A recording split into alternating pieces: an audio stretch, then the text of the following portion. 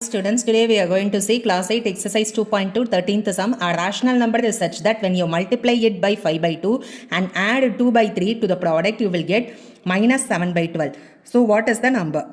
So we can take the required number as x. So x into 5 by 2 and we are adding 2 by 3. The answer we get it as minus 7 by 12. So here it will become 5x by 2 equal to minus 7 by 12.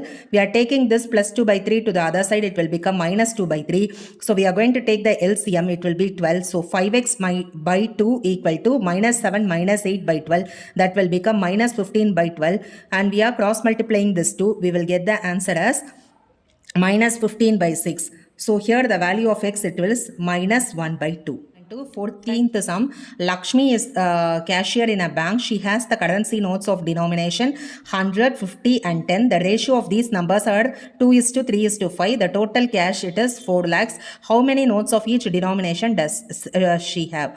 So we can take the currency notes 100, 50 and 10 and their ratios as 2x, 3x and 5x. So 2x into 100 that will become 200x, 50 into 3x that will become 150x and 10 into 5x it will become 50x.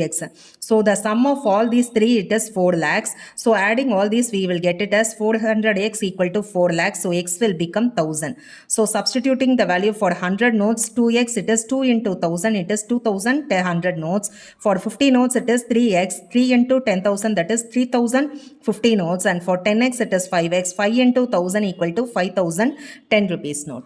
Thank you.